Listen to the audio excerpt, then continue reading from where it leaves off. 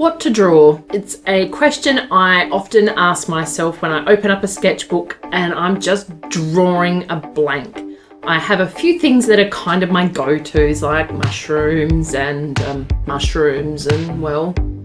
mushrooms. But I can't go on drawing mushrooms forever. I really need to expand on things that I feel comfortable and enjoy drawing. I've got a spinning wheel on my phone that I filled in with different ideas on stuff to draw.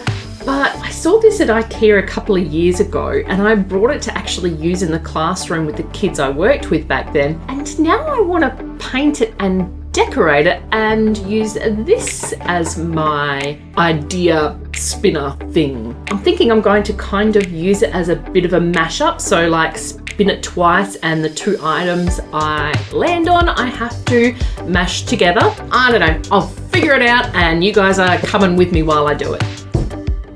I'm going to start out by taking the entire thing apart so it is easier to paint. Because it's mostly put together with wing nuts, it's very easy to disassemble. But then I get to the little Velcro dots that I put on here years ago, and they are bloody annoying to remove. 15 minutes and 10 sore fingers later, they're all gone. Next, I'll scuff up the surface with some medium grit sandpaper. It's mainly for the surface of the spinner, as it has some sort of laminate on it, but just to be sure, I sand over all the surfaces. A wipe over the entire thing with a damp cloth removes all the dust. Then it's time for my old mate gesso to finish the prep of all the pieces. I'm gessoing everything as I want to paint the entire thing, because I'm just not a fan of that orange or the colour combo that's on there. I want to make this spinner super colourful. For my design, I planned it out on my iPad first. Print out the image in pieces, stick them back together, then cut around the image.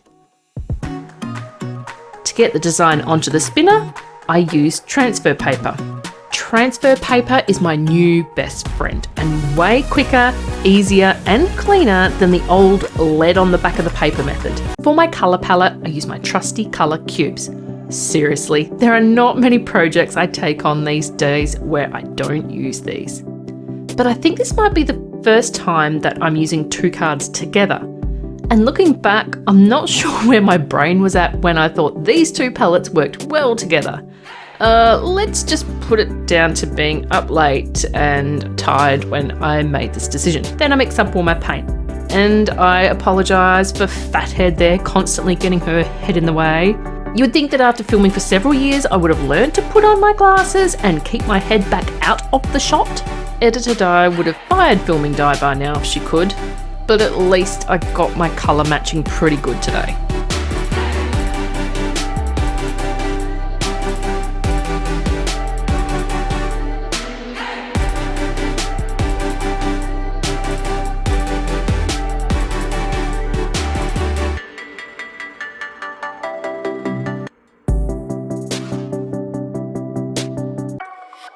On to painting the design. Now, while I've made the background colours flat, I will be doing some sort of simple shading on these images. I want to keep it looking cartoony and simple, but I also want it to pop off the background. I put down a base colour over everything first, then I'll go back to work on the details. The medium body paints I'm using are not really what I want. I would ideally like to be using high flow acrylics so I could get a really nice, smooth, even finish. I've tried adding some water to these paints, but it thins out the colour too much and I'm not a fan of doing a million coats to get the colour opaque.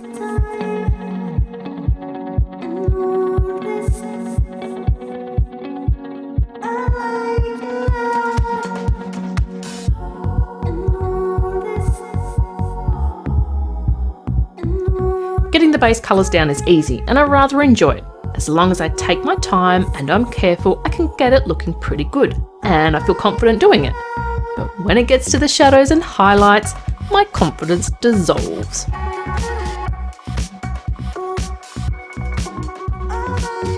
For some of these pictures I found a reference for the shading. Some I winged it and some I did both. But I've got to say, references are awesome. My brain can conjure up ideas. I can create weird and wacky ideas in my mind, but when it comes to executing those ideas, I've got no idea. No idea where the shadow should be and how the highlighted areas should look. And maybe knowing that sort of stuff will come with practice and time. but until I have the knowledge to do it on my own, I will be using references wherever and whenever I can.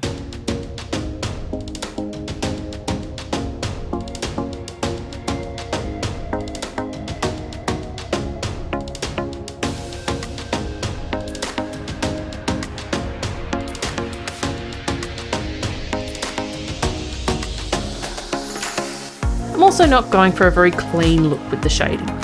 I want it to look very painterly and simple. It's not realism, it's cutesy and cartoony. Plus, I've given myself a time limit on this project. I'm trying to get more videos out than what I have been, so as much as I would like to keep working on this piece, I'm running out of time.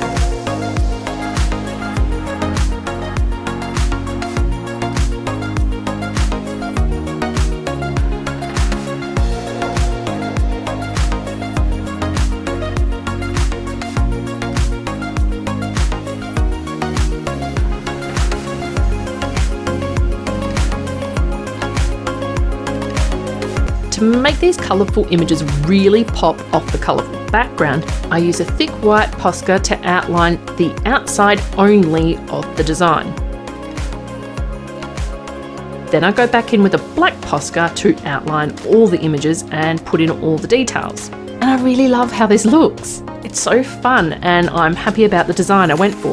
I thought about doing my classic art tools on here, you know, paintbrushes and pencils and stuff. But I think that's getting a little repetitive. Then I thought about doing my paint palette logo, but that felt a little boring. So since this is supposed to be an idea art spinner, I mashed together a bunch of art ideas. Most of them are art things I've drawn and painted before. And this colour palette I chose, I love it. I think it might be my new favourite colour palette.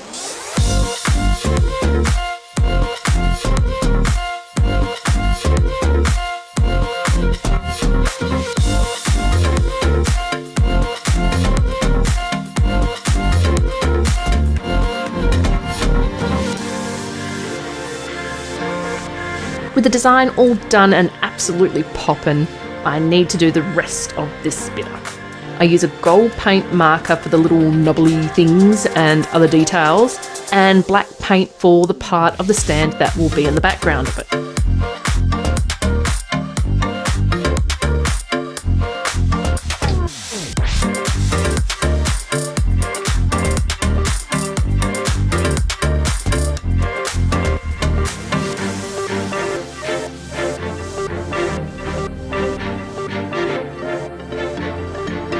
Part of the base that will be seen, I recycle colours from the spinner in an uneven stripy pattern. And since I really don't have a very steady hand, I use washi tape to keep the lines neat and clean.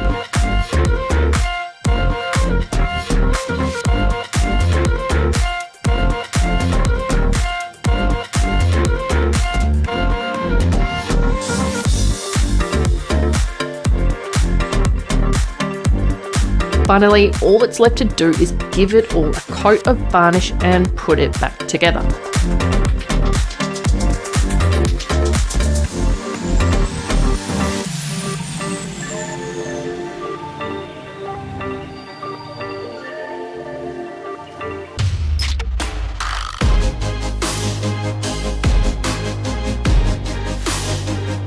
And I'm all done. Well, kind of. I haven't added the art ideas yet, but I'll do that in a later video when I actually decide to use this thing. I'm super happy with how this looks. It's fun and colourful, and I really enjoyed using paint with brushes again. But that's all I've got time for this week. I hope to see you next time.